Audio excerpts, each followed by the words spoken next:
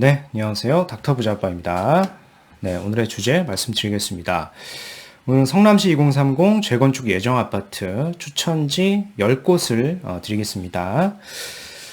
네, 최근에 이제 변창흠 장관께서 사의를 표명했습니다. 그래서 이사 대책이 제대로 추진되기는 불투명한 상황이죠.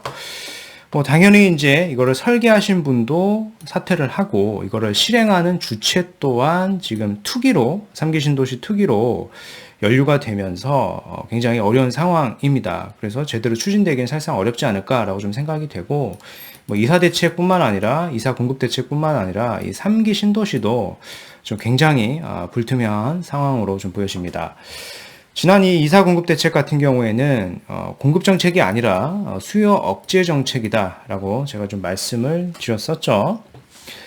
그래서 2월 4일 이후에 내가 잘 모르고 샀었어도 거기가 공공주도 사업이 되면 거기는 현금 청산 다 시키겠다라고 해버렸기 때문에 수요 자체를 막은 겁니다. 지금 거래 자체를 막았어요. 사지도 팔지도 못하게 막은 겁니다. 그래서 시장에서는 이미 그 결과가 나오고 있죠.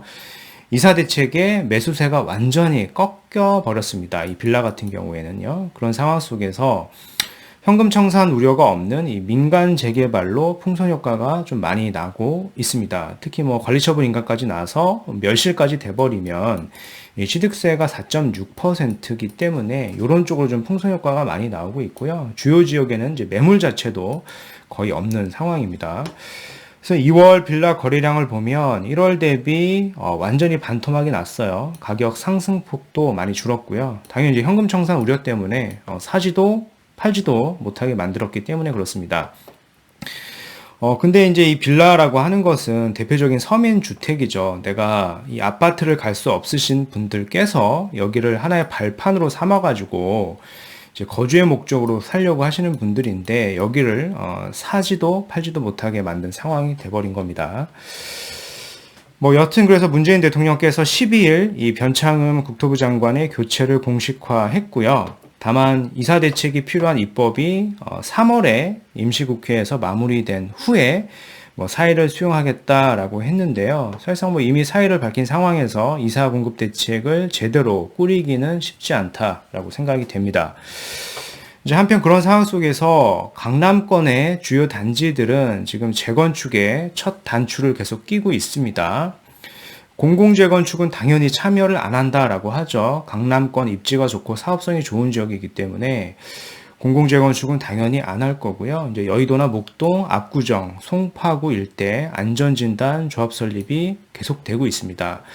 최근에 올림픽 선수촌도 1차 안전진단을 통과를 하고 지금 호가가 오르고 있는 상황이고요. 뭐 이렇게 얘기를 하죠. 아무리 좋은 조건이라도 LH 공공이 주도하는 사업은 절대 할 수가 없다라고 이제 조합에서 계속 얘기를 하고 있습니다.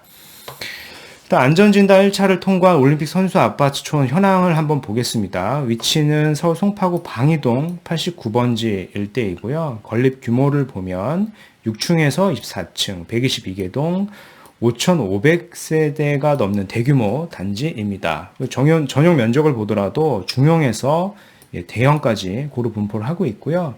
준공 시기는 당연히 이제 30년을 훌쩍 넘었고요. 용적률이 130%대이기 때문에 대지 지분이 이제 굉장히 많아서 사업성이 우수한 그런 단지입니다.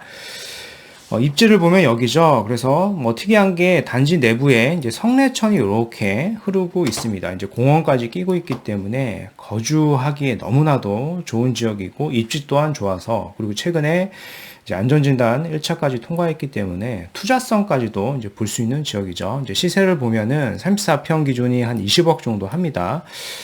전세가가 한 8억에서 한 9억 정도 하기 때문에 10억대 한 초반 정도면 이제 갭으로 접근할 수 있는데 뭐 투자금이 적은 건 아니죠. 그래서 한편 저는 이런 단지들을 갈 수 있는 사람은 이제 한정적이니까요. 현실적으로 우리가 검토할 수 있는 단지에 대해서 좀 말씀을 드리려고 합니다. 이제 경기도 성남시 일대고요. 아직까지 더 오를 여력이 많이 남아있는 지역이다라고 좀 말씀을 드리겠고요. 입지를 보면은 뭐 서초구, 이제 강남구, 그리고 이제 송파, 그리고 이제 강동이고요. 이제 강남 4구라고 하죠. 강남 4호가 바로 이렇게 위쪽에 10km 남짓 떨어져 있고요. 그리고 바로 아래 이제 위례까지 있는 지역이죠. 그리고 아래쪽으로 좀 내려가 보면 이제 판교와 분당까지 있고요.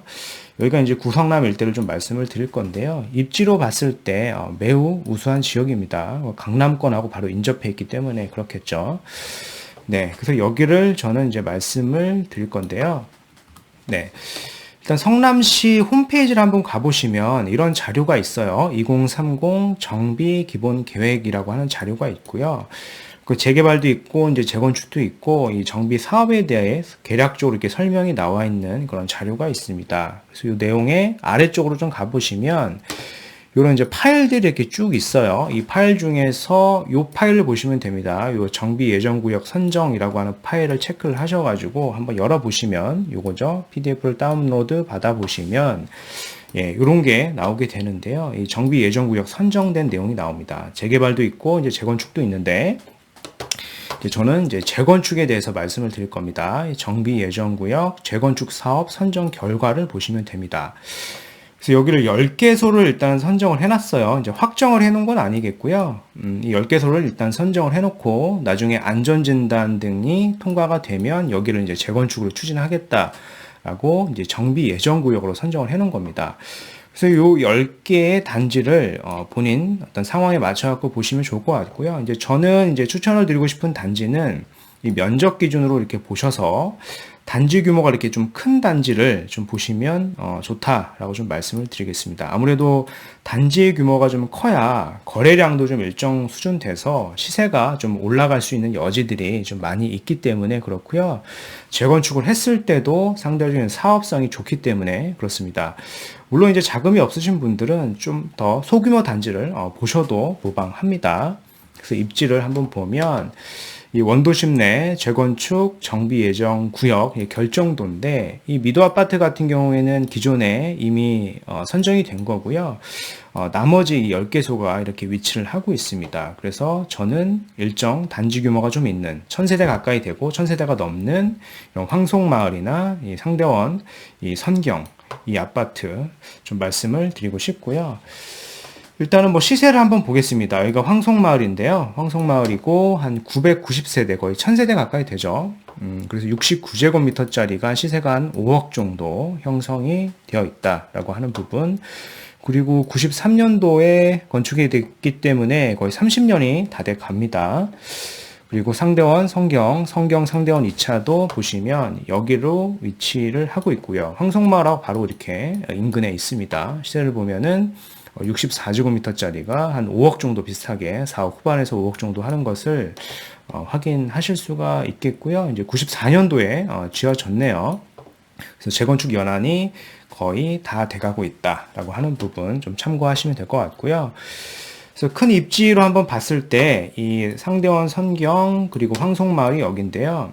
여기가 물론 이제 재건축 가능성이 있는 단지이기 때문에 투자성이 있는 것이겠고 이제 두 번째로 봤을 때 주변 지역 때문에 역시 시세가 상승 가능성이 있는 겁니다. 일단 첫 번째 그 이유는 이편한 세상 금빛 그랑매종이라고 하는 단지가 있는데 이게 내년도 11월 정도면 입주 예정입니다. 근데 34평 시세가 호가로 봤을 때 한 13억 가까이 하죠. 입주를 하면은 더 올라갈 가능성이 있는 겁니다.